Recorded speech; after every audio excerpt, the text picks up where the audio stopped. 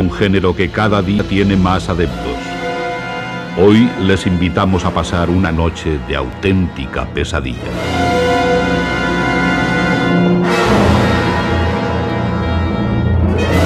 El escritor y cineasta Clive Barker nos introduce en el túnel del miedo.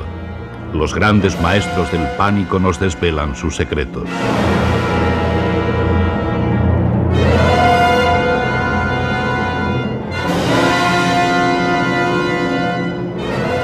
Un clásico del cine de terror. El director Tobe Hooper, autor de La Matanza de Texas, saca partido a todos los elementos del terror cinematográfico.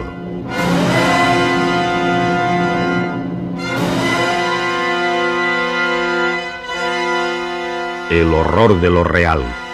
Famosos cineastas como Alfred Hitchcock y Jonathan Demme encuentran en la realidad argumentos para sus películas.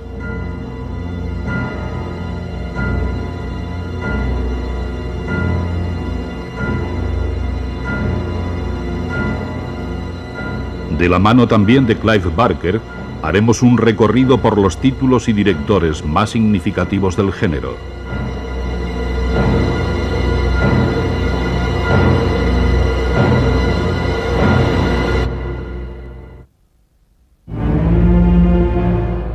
¿Cómo se hace una película de terror? En este último documental, los mejores especialistas de Hollywood nos muestran sus trucos cinematográficos.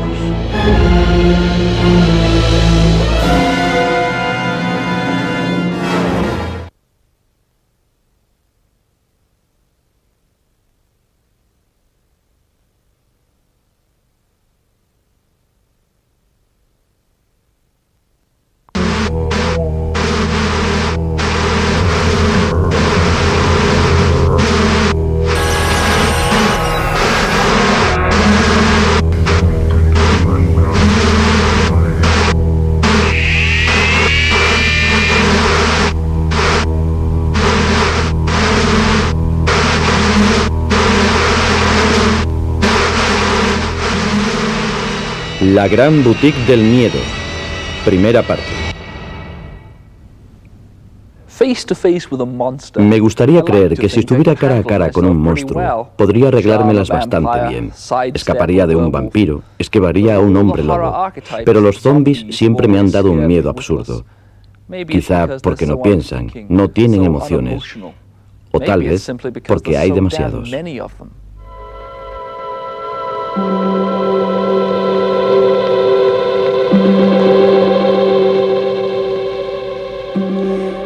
Buenos días y bienvenidos.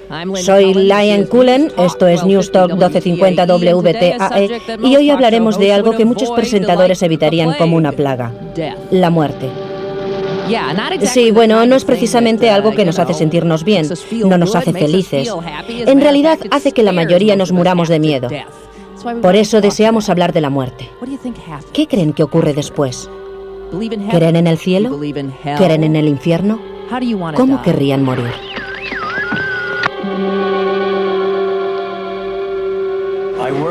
Cuando trabajaba para una agencia de publicidad en Pittsburgh, como productor de anuncios para televisión, contraté a George Romero y a su equipo para rodar mis anuncios. Así fue como conocí a George. Cuando me enteré de que iba a rodar un largo y estaba pidiendo a sus amigos que le ayudaran haciendo de extras, me ofrecí voluntario. Pasé un fin de semana en una granja abandonada y me convertí en un zombie. Creo que mucha gente de Pittsburgh ha hecho de zombie en mis películas. Y quizá en otras películas de zombies de otros directores. Parece que la gente se divierte haciéndolo.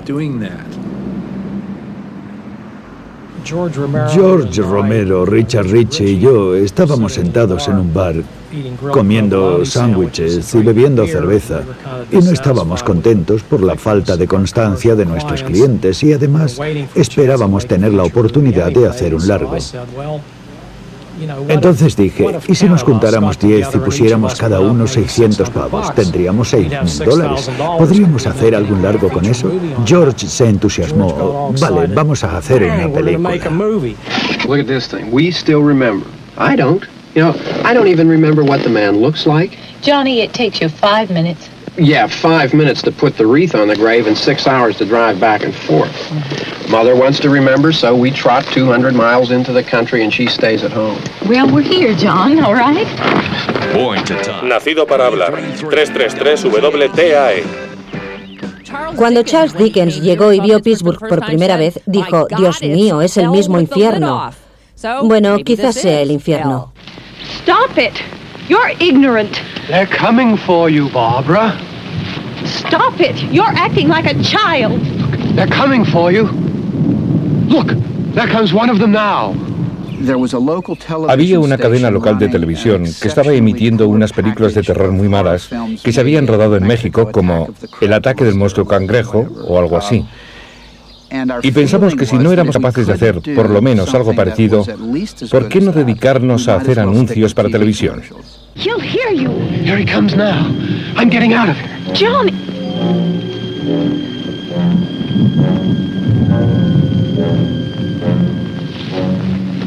Oh! No!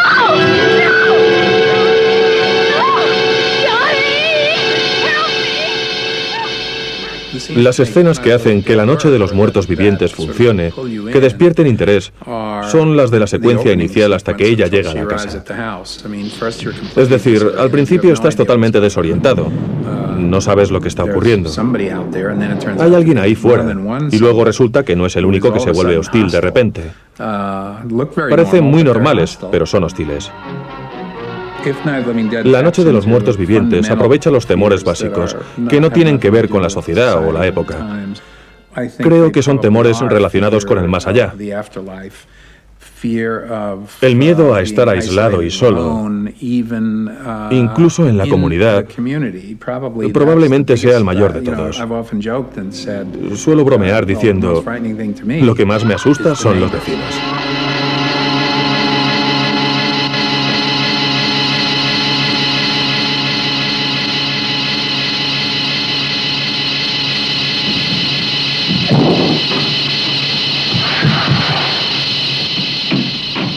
Lo que en concreto se quiere expresar en La Noche de los Muertos Vivientes es la manera en que resolvemos los problemas. No hablamos con nadie. La prensa, los medios de comunicación no funcionan, las personas no se comunican entre sí. En realidad no hay nada correcto o incorrecto. Lo que ocurre sencillamente es que nadie comenta lo que pasa. Un oyente anónimo. Adelante, por favor. Hola, Laine. Soy una oyente asidua y es la primera vez que llamo. Me considero una experta en la muerte. Hace 3 semanas perdí a mi madre a causa de una grave enfermedad. Enterré a mi marido hace 9 años, después de que estuvo 6 meses muy enfermo. Y hace 29 años murió mi padre de una enfermedad crónica. No podría levantarme cada mañana si no pensara que están juntos y felices en el cielo, esperando que algún día me reúna con ellos. Bien. El hecho de que usted tenga que creerlo significa que en realidad lo cree o quiere engañarse a sí misma.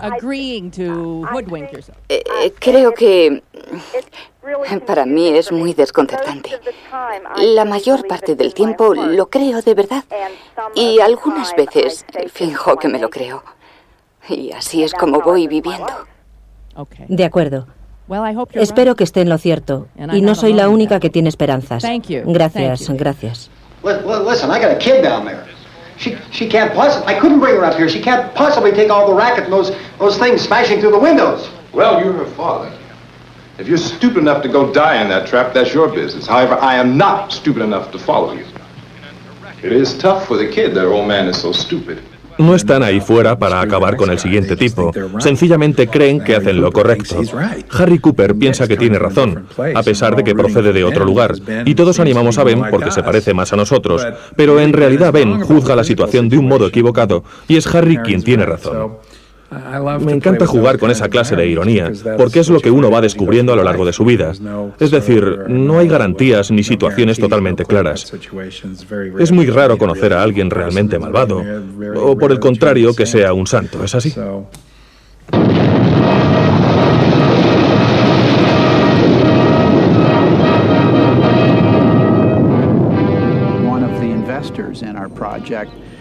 Una de las personas que invirtieron en nuestro proyecto era un tipo que tenía empresas en el ramo de la alimentación. Y entre otros negocios tenía una carnicería. Así que nos suministró huesos de vaca, entrañas, que usamos en la escena a la que nos referimos en la película como La Última Cena.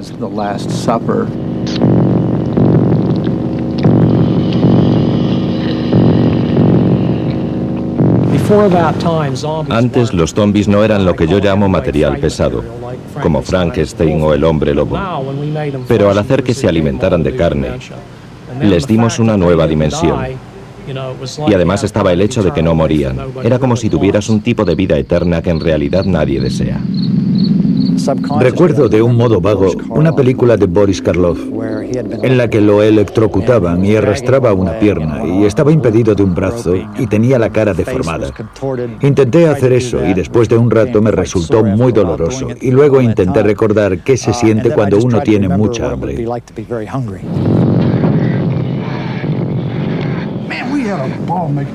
Lo pasamos en grande haciendo la película. Sobre todo cuando volamos ese camión.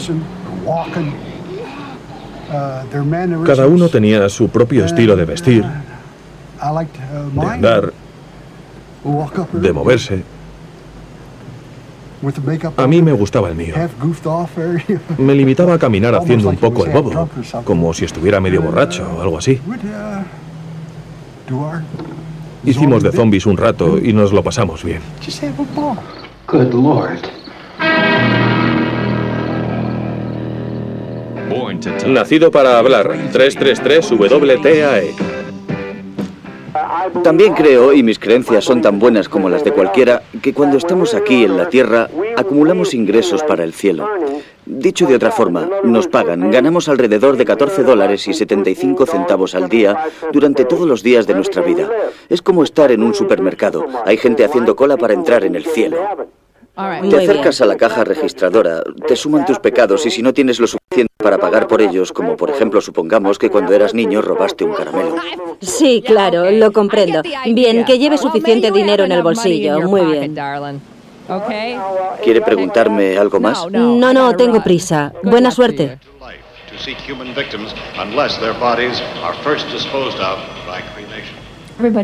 Todo el mundo quiere creer que hay vida después de la muerte. Y pienso que ser un muerto viviente es lo que más se aproxima a esa idea. Uno vuelve y así se cumple su deseo de alcanzar la inmortalidad. Pero regresa como algo horrible. Son cosas. Cosas, criaturas. ¿Eso hace que no quieras volver? Sí, a la gente le resulta difícil porque quiere creer que hay vida después de la muerte, pero no quiere creer que es algo monstruoso. Baby, it's mommy.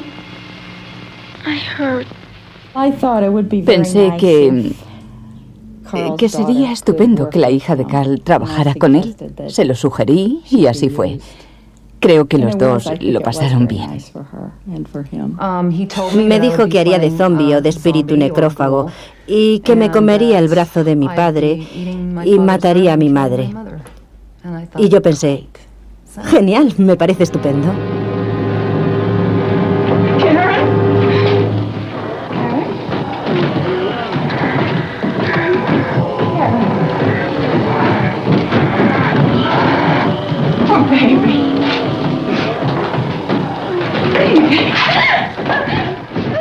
En esa época no existía un método de clasificación, así que la película se distribuyó sin clasificar y creo que ha sido una de las películas, probablemente una de las 6 películas, que hicieron que el público se quejara e insistiera en que la industria tenía que tener un control.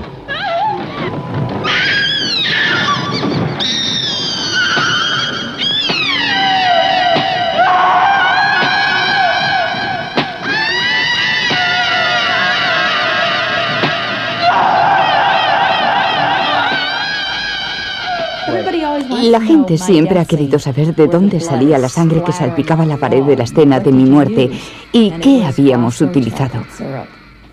Era sirope de chocolate Bosco, que nos parecía tener el mejor aspecto y textura, y no sé por qué creíamos que era mejor que el de Hershey, pero eso fue lo que decidimos entonces.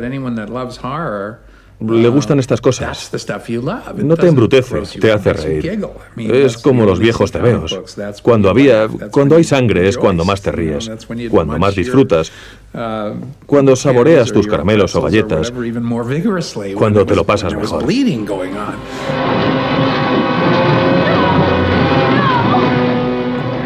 Una de las escenas principales en La Noche de los Muertos Vivientes es la escena en la que Johnny, el personaje que represento, vuelve. Es lo que realmente indica que todo está perdido. Es cuando la gente que está en la casa ya no puede hacer nada. Lo primero que pienso es que mi hermano ha vuelto, que está vivo. Porque quiero que esté vivo, aunque veo la muerte en sus ojos y sé que no tengo escapatoria. No es solo que vaya a morir, sino que será a manos del hermano al que quería.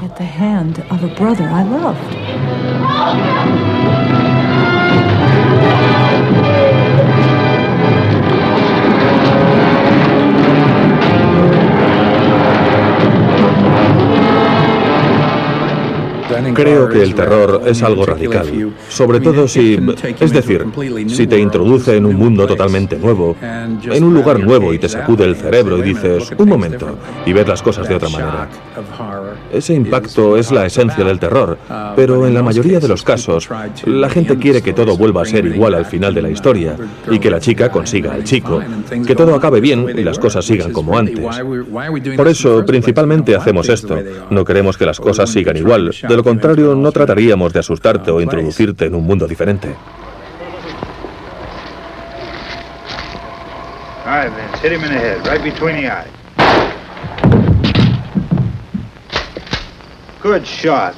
Okay, he's dead. Let's go get him. That's another one for the fire. Siempre pensamos en ese final. Parecía el único apropiado. Era el único. Bueno, tenía que terminar de esa forma. Y aunque el pelotón, los paramilitares se marchan campo a través, dejando muerto a nuestro héroe, nos da la impresión de que tampoco van a ganar. Una nueva sociedad está surgiendo. El final es como decir, esto no saldrá bien, chicos. Su ayuntamiento electrónico, 333-WTAE. Por alguna razón pensaba en la muerte. Y pienso que lo que me asusta realmente no es la incertidumbre sobre qué hay después. También dudo que exista otra vida. Es algo que mi escasa imaginación no llega a comprender. Lo que me asusta es la soledad de la muerte, el hecho de que todo se acabe. Y no quiero sentir dolor.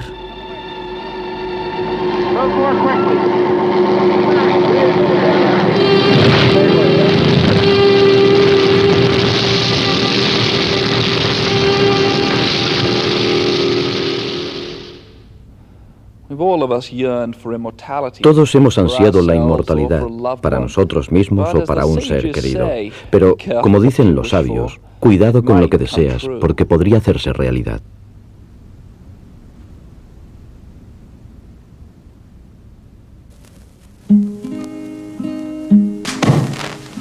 Hush, little baby, don't say a word. Papa's gonna buy you a mockingbird. If that mockingbird don't sing, Papa's gonna buy you a diamond ring. If your diamond ring turned brass, Papa's gonna buy you a looking glass. A veces resulta duro admitir la belleza de estas fotografías.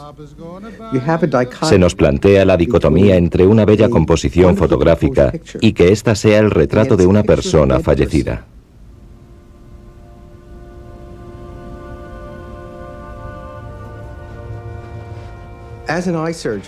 Como cirujano oftalmólogo, me interesa cómo ve la gente, cómo entiende el mundo y la percepción visual. Reconocer esa percepción se relaciona tanto con las imágenes que formamos en nuestro cerebro como con lo que vemos. Como coleccionista, algo que me deja asombrado y que pronto observé es que el segundo género fotográfico más común del siglo XIX era el retrato de personas fallecidas. Y sin embargo es algo de lo que no ha quedado constancia.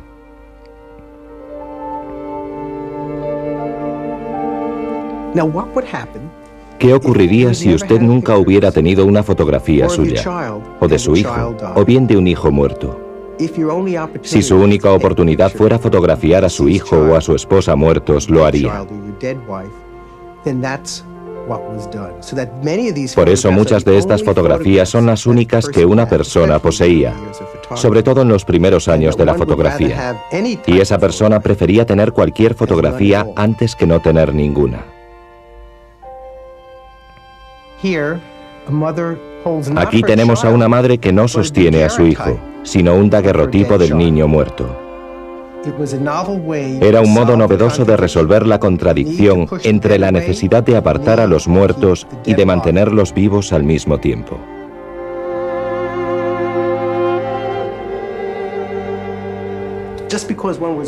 Que alguien hubiera sido asesinado no significaba que no se tuviera una fotografía de recuerdo. Esta es la familia de un pastor protestante. Sus 5 miembros fueron asesinados por un tal Hamilton. Esta fotografía no es una prueba documental de su asesinato, sino un recuerdo para enviar a los parientes, amigos y seres queridos.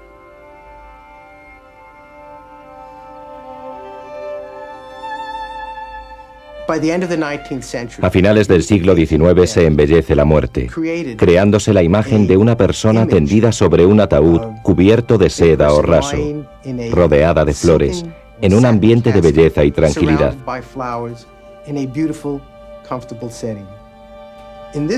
En esta fotografía tenemos a una típica bella durmiente. La mujer está tumbada, como descansando, como si alguien pudiera darle un beso y despertarla.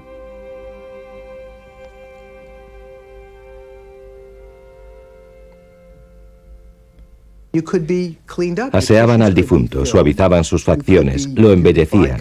La cosmética adquirió importancia. Y poco a poco la persona parecía viva pese a estar muerta. Y una de las cosas que conseguía la fotografía, según los comentarios de la época, era retratar a la persona como si estuviera viva, con un aspecto como nunca había tenido. Soon, oh soon, the dark will fall. Puedes mirar la fotografía el tiempo que quieras. Unos la contemplarán durante una fracción de segundo. Otros se quedarán mirándola fijamente o volverán a mirarla una y otra vez. Y esa fascinación que nos produce reside en que pensamos que a través de la fotografía podemos aprender algo sobre la muerte, algo que nos ayude tal vez a traspasar la barrera entre la vida y la muerte. You'll be the sweetest little baby in town.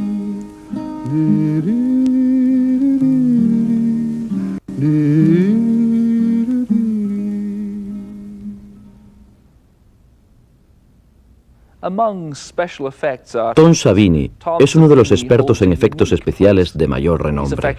Cariñosamente se le conoce como el mago de la sangre, el hombre que lo salpica todo. En películas como El amanecer de los muertos y Viernes 13, nos hace creer que las matanzas son de verdad, y él debería saberlo. Lo ha visto con sus propios ojos.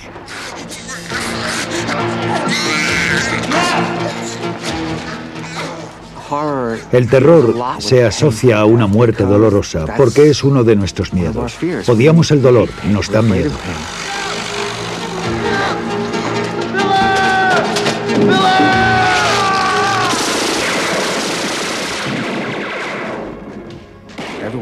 Todo el mundo conoce el dolor y nadie conoce la muerte. Vemos a otras personas muertas, pero no sabemos qué es la muerte.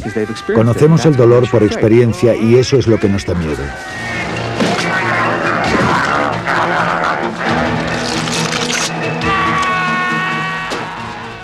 Me han llamado el rey de la salpicadura, el rey de la sangre.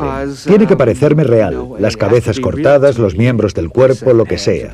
Tengo que tener la misma sensación que cuando vi sangre de verdad en Vietnam, como fotógrafo de guerra. Y detesto ver una película en la que alguien muere y le cierran la boca y hacen que tenga un buen aspecto. Cuando uno muere no está guapo, la mandíbula se afloja y los ojos, ya sabes. Y eso es lo que he intentado conseguir con estas cabezas de mentira.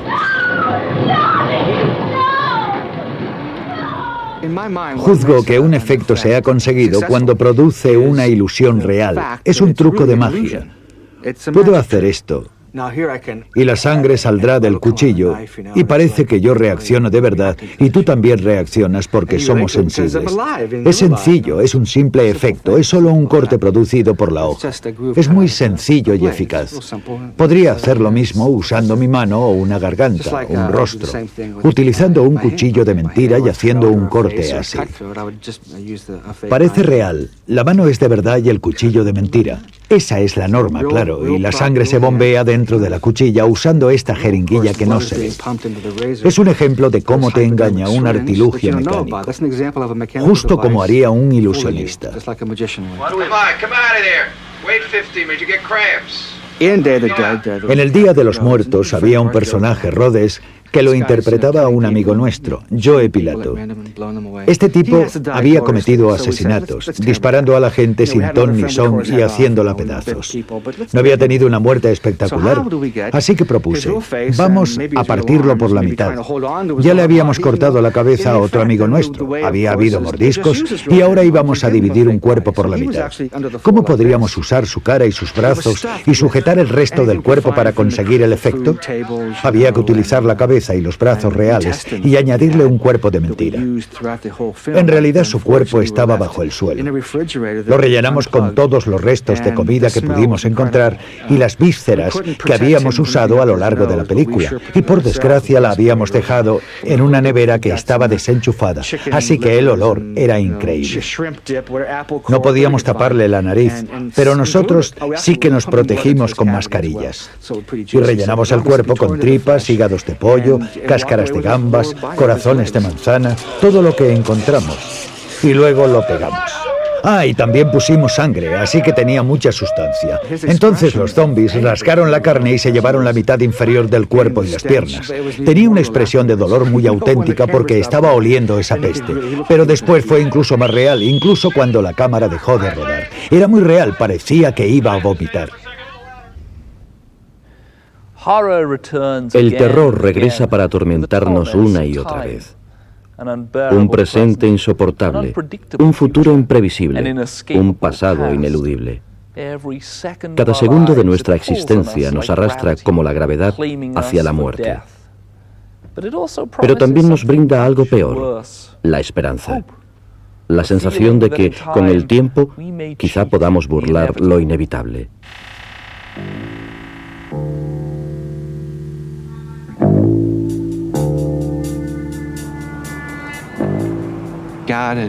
Dios me apretaba el cuello con el codo, como si me estuviera poniendo a prueba para ver lo que era capaz de aguantar.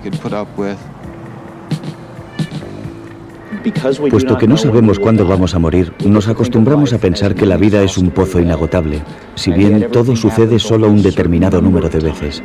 ¿Cuántas veces más recordarás cierta tarde de tu niñez, una tarde que forma parte de ti, de una manera tan honda que no podrías concebir tu vida sin ella? Quizá 4 o 5 veces más, tal vez ni siquiera eso. ¿Cuántas veces más verás la luna llena? Puede que 20, y aún así parece que todo es ilimitado. Sí, ella era un ángel. Fue como si la luz entrara en mi vida por primera vez. Y por fin tuviera algo por lo que vivir. Y cuando su padre me llamó desde el hospital, pensé que me estaba gastando una broma pesada. Pero cuando empezó a llorar, me di cuenta de que no era ninguna broma.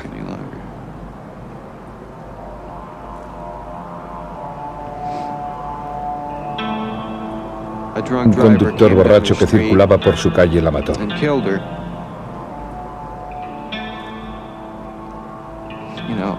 Quería alguna recompensa.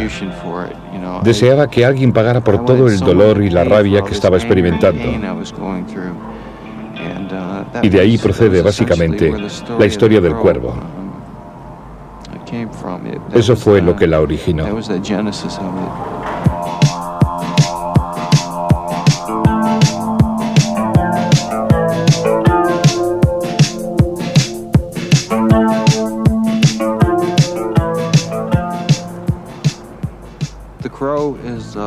El Cuervo es una historia de amor, sustentada por una historia de terror.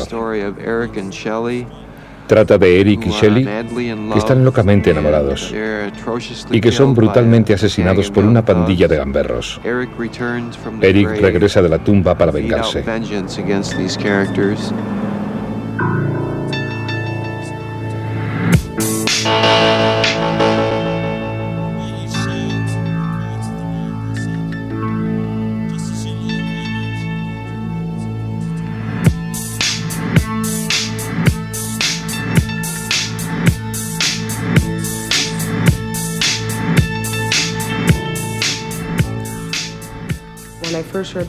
La primera vez que leí El Cuervo, me puse muy triste. Estaba contenta y triste a la vez, porque pensé, vaya, no soy la única que se siente así.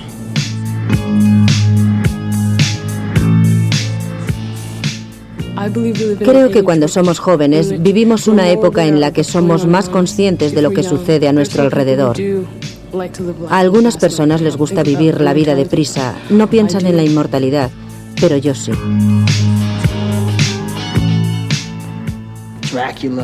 Drácula, la momia, Frankenstein, los zombies, el cuervo. Para mí son héroes trágicos porque están atrapados en una existencia sin más alternativa que seguir atrapados.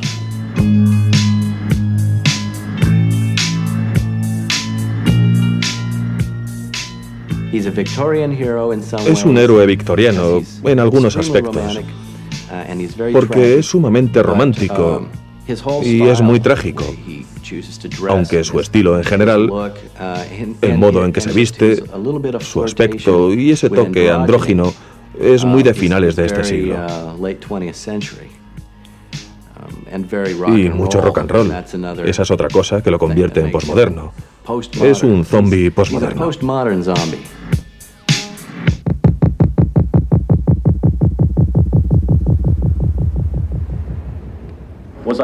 ¿Era mi destino representar este papel?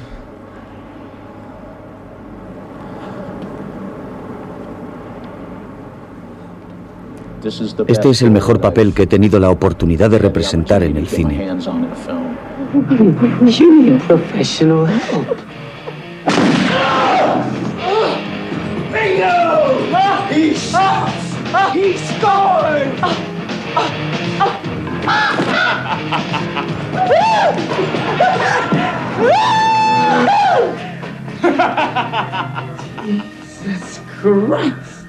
Jesus Christ.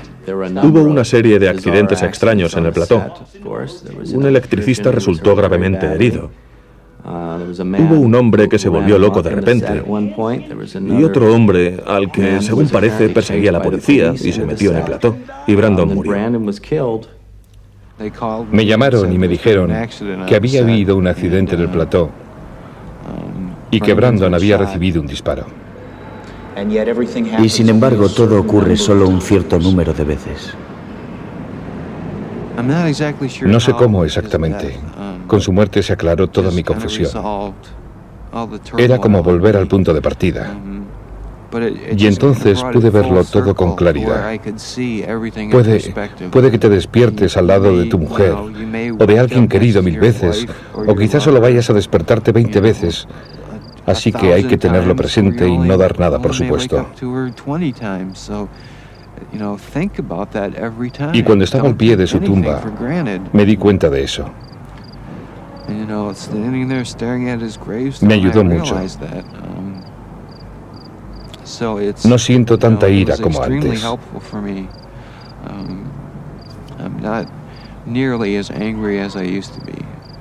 Aún me queda algo, pero... En fin, así soy yo.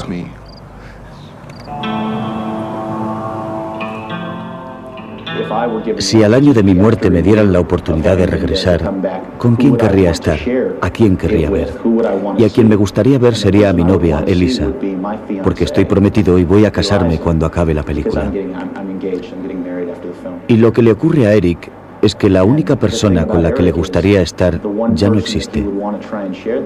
Ese es el aspecto trágico, el aspecto obsesivo de su personalidad.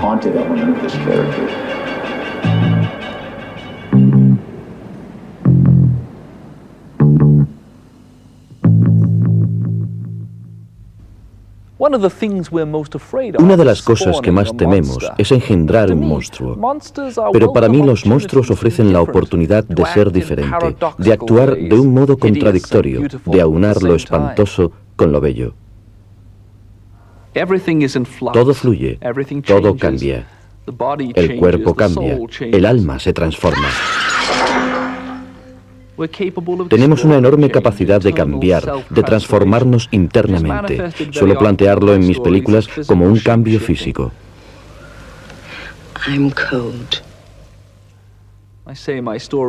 Si me disculpan, he pensado que podría contarles algo de mis propias películas y sus secuelas, a modo de pequeña concesión.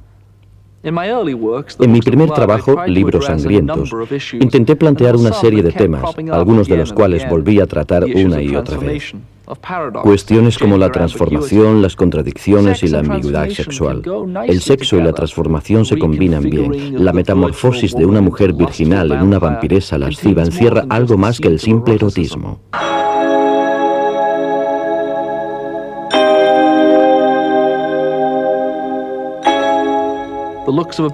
La belleza de una mujer no dura siempre a pesar del maquillaje y la cirugía plástica. En nuestra cultura, hacerse viejo es sinónimo de volverse horrible. Pero ¿por qué ha de ser menos divertido convertirse en un monstruo? ¿Es que los vampiros viven tan mal? Es una vida que ofrece otros mundos, nuevos placeres, distintas experiencias y sobre todo la inmortalidad. En la segunda parte de mi película, El Riser, el guionista Pete Atkins hace que Julia, la protagonista, regrese del infierno como un ser inmortal, lleno de erotismo y poder. Es la mujer que lo tiene todo excepto la piel.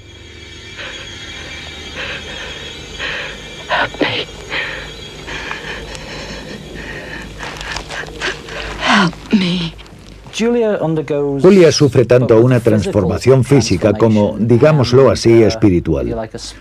Lo más llamativo es sin duda que durante la primera parte de la película aparece sin piel. En cierto modo, ella es la estrella de cine que más desnuda aparece. Pero lo que sucede también respecto a su personalidad, lo que supone una especie de desarrollo de lo que había ocurrido en la primera película, es que ella acepta mejor su nueva condición. Regresa a la Tierra como la novia de Leviatán, es decir, la novia de las tinieblas. No es una mera víctima de lo que está sucediendo, sino que es alguien que, en realidad, se beneficia con ello.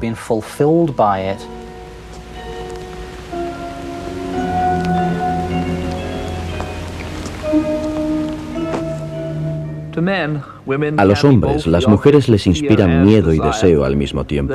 Su belleza, su sexualidad nos atrae, pero el poder que ejercen sobre nosotros cuando somos más vulnerables llega a producirnos miedo.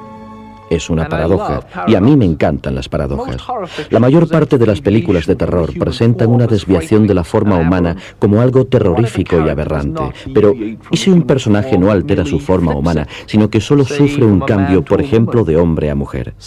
La transformación sexual está presente en nuestras fantasías, a la vez que alimenta nuestros miedos. En mi corto, La Madonna, quise analizar la paradoja y la transformación sexual.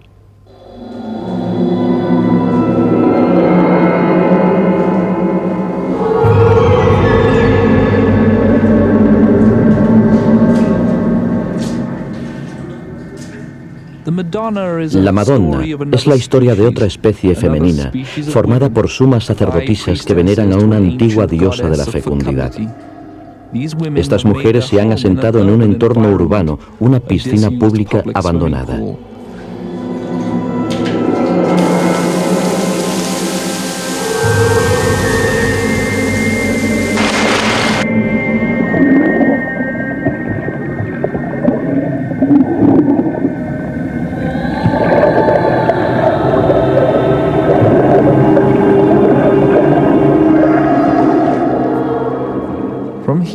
Desde aquí, seducen a los hombres y practican el sexo como un ritual ante su diosa. A cambio, la Madonna da a luz de su extraño cuerpo pegajoso unos niños monstruosos a los que amamantan con sus pechos manchados de sangre.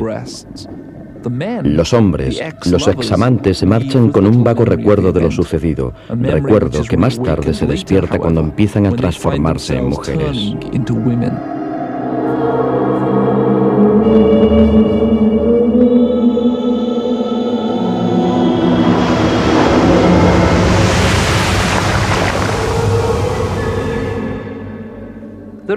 Hay dos personajes que sufren esta transformación. Uno acepta la paradoja y se prepara para entrar en otros dominios, nuevos mundos de experiencia. El otro, Garvey, es un hombre al que siempre le han gustado las mujeres, pero no puede soportar la idea de convertirse en mujer. Es un ataque no solo a su virilidad, sino a su mismo ser. Y finalmente, aparece una criatura peor que cualquier pesadilla femenina que su mente afligida hubiera podido imaginar. Él ha realizado el acto sexual en presencia de Behemoth, y en el éxtasis del acto, cuando por un momento se había olvidado de sí mismo, las rameras lo han hechizado. Es inútil lamentarse, lo hecho, hecho está. Al menos ha previsto que su escondite sea destruido. Ahora deshará por medio de una operación que él mismo se practica, lo que ellas han conseguido con la magia, y por lo menos les impedirá que contemplen su obra. Soplaba un viento frío, pero su sangre estaba caliente, salía a borbotones a medida que él hundía el cuchillo. El Támesis recibía la libación con deleite y a sus pies la sangre se vertía formando remolinos. No había terminado aún la tarea cuando la falta de sangre le hizo desfallecer. No importa, pensó, al tiempo que se le doblaban las rodillas y caía al agua. Nadie me conocerá ya, salvo los peces. Al hundirse en el río, rogó que la muerte no fuera una mujer.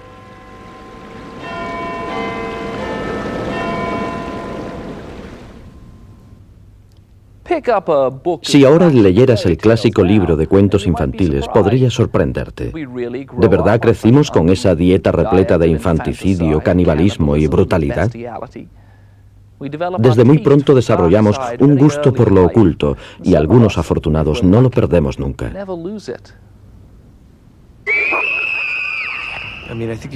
Si entraras en un centro comercial y preguntaras a la gente qué opina de los cuentos de hadas, te dirían que son historias para niños.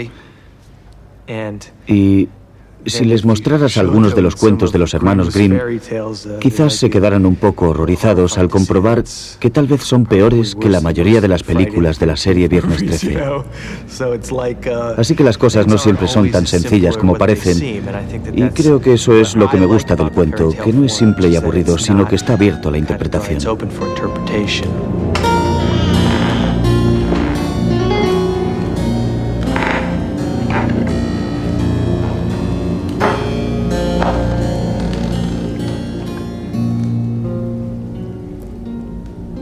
Érase una vez, hace mucho, mucho tiempo, un hombre rico que tenía 2 hijos.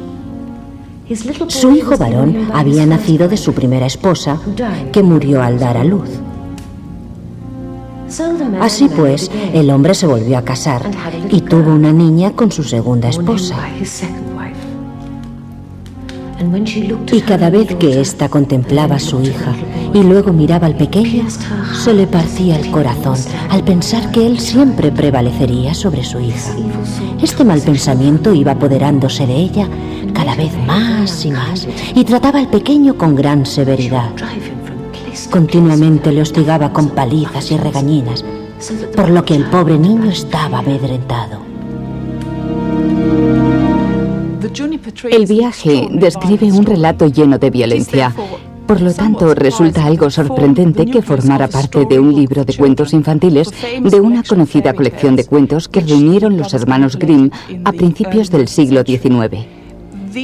Creo que ellos comparten con los románticos una inclinación a la violencia y un profundo interés por el lado oscuro de la personalidad, lo que adquiere una gran fuerza expresiva en estos cuentos.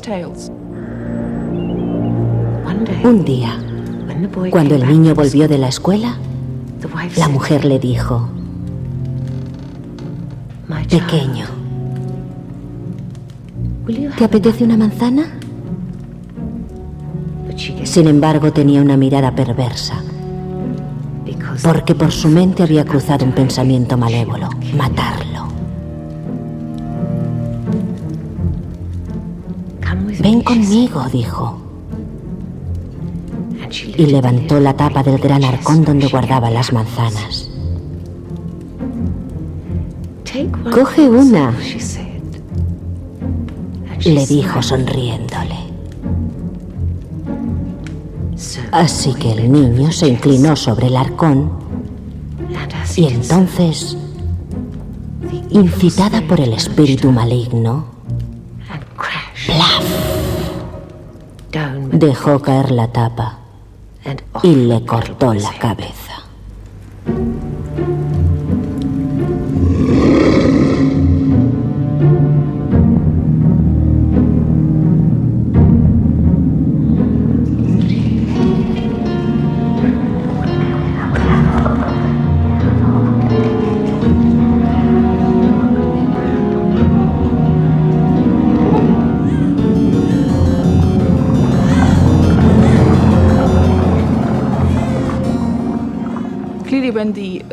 Cuando los hermanos Grimm recopilaban estos cuentos, es indudable que se encontraban con relatos, a veces bastante vulgares, que no tenían reparos en mencionar funciones fisiológicas, actividades de tipo sexual y que, claro está, describían con cierto detalle actos violentos cometidos contra mujeres y niños.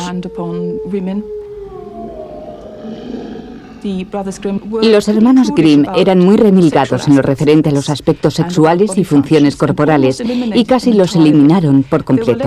Eran menos cautos en lo relativo a la violencia. Pensaban que los niños podían asumirla, que no se asustaban con facilidad y que en absoluto podía perjudicarles.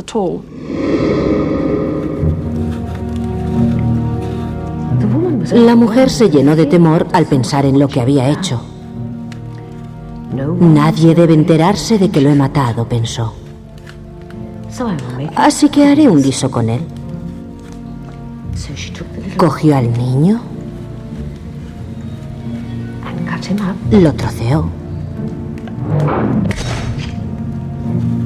muy despacito y puso los trozos en la olla. Cuando el marido regresó a casa, su mujer le sirvió un gran plato y le dijo que su hijo se había marchado al campo. El padre se puso muy triste porque su hijo se había ido sin despedirse, pero siguió cenando. Le pidió otra ración a su mujer y tiró los huesos debajo de la mesa.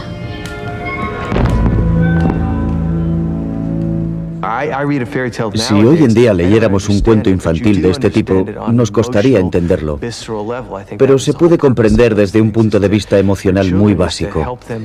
Creo que con estos cuentos se pretendía ayudar a los niños a que, de alguna forma, conocieran las atrocidades y dificultades de la vida, aunque no llegaran a comprender del todo estas cuestiones. Cuando tenía 6 años leí La princesa y el duende, y desde entonces no he podido olvidar algunas de sus ilustraciones. Una de ellas representaba a un guardia de palacio contemplando una figura que miraba por la ventana, un personaje que tenía la cabeza redonda como una pelota y un rostro como el que se puede esculpir en una calabaza, pero la cabeza era el doble de grande que el cuerpo. Estas imágenes me acompañaban sobre todo en la oscuridad y llenaban mi habitación al acabar la lectura. Hacían volar mi imaginación y es probable que me sirvieran de punto de partida para empezar a escribir.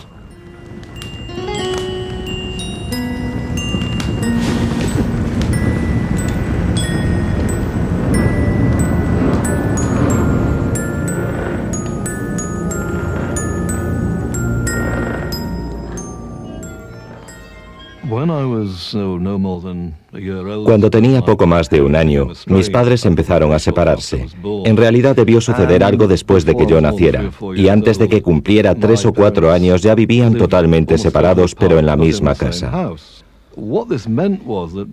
Esto me forzó a decidir con cuál de los dos quería estar, y como me quedé con mi madre, mi padre se convirtió en una presencia invisible en nuestra casa. Y tenía la sensación de que todo lo que sucedía allí adquiría otra dimensión. Es decir, no eran solo los pasos subiendo la escalera en medio de la oscuridad, sino que hasta mi cuarto se convirtió en un lugar lleno de, no diría que de terror, pero sí de miedo en cada rincón.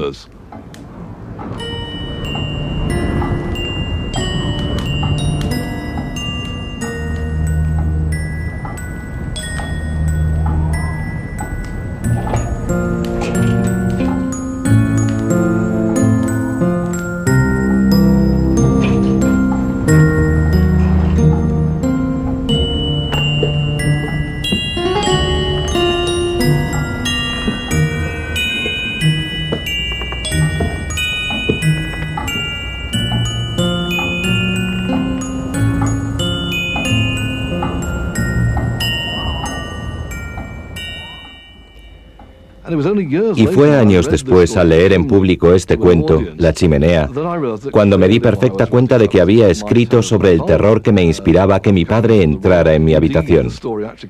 De hecho, el cuento refleja que esta cosa horrible que irrumpe en la vida del niño se debe en cierto modo a su padre. Incluso el miedo a su padre se proyecta en esta figura monstruosa.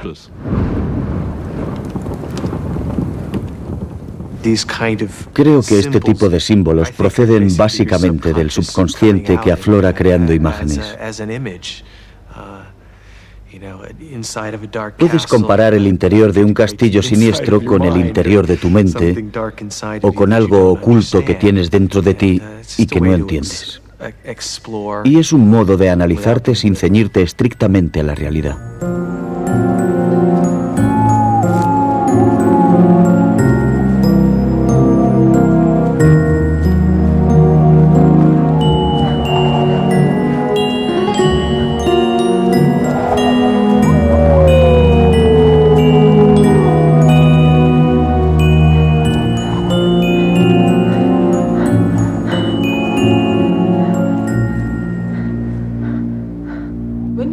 Cuando leemos varios cuentos, observamos que hay ciertos modelos de argumento. Uno de los más sencillos consiste en que una fuerza hostil irrumpe en un simple orden establecido. Por ejemplo, la unidad familiar en la que se introduce la madrastra intrusa. El modelo básico se repite en la literatura de terror actual. Un ejemplo sería It, una novela de Stephen King, en que la comunidad de un pequeño pueblo es invadida por una poderosa y peligrosa fuerza que amenaza a sus habitantes. Un grupo de individuos aparentemente débiles, unos niños, consiguen conquistar y dominar esta fuerza, utilizando las cualidades que tienen los niños en los cuentos, un poco de astucia, mucho valor y una bondad innata que al final logra vencer.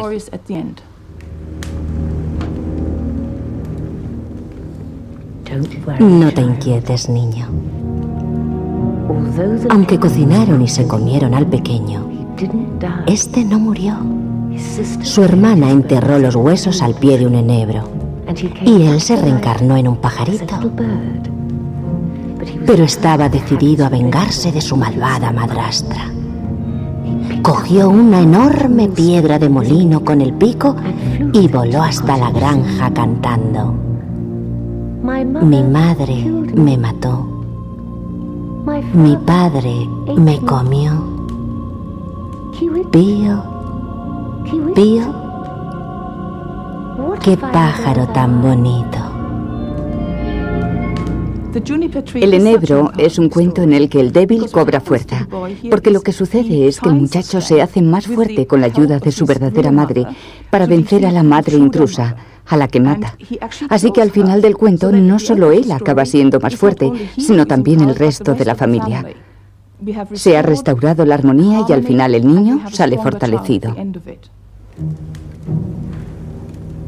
Al oír esta canción, la mujer cayó al suelo llena de angustia y temor, y luego se le pusieron los pelos de punta, como si fueran llamaradas, y salió corriendo de la casa. Cuando cruzó el umbral, ¡plaf!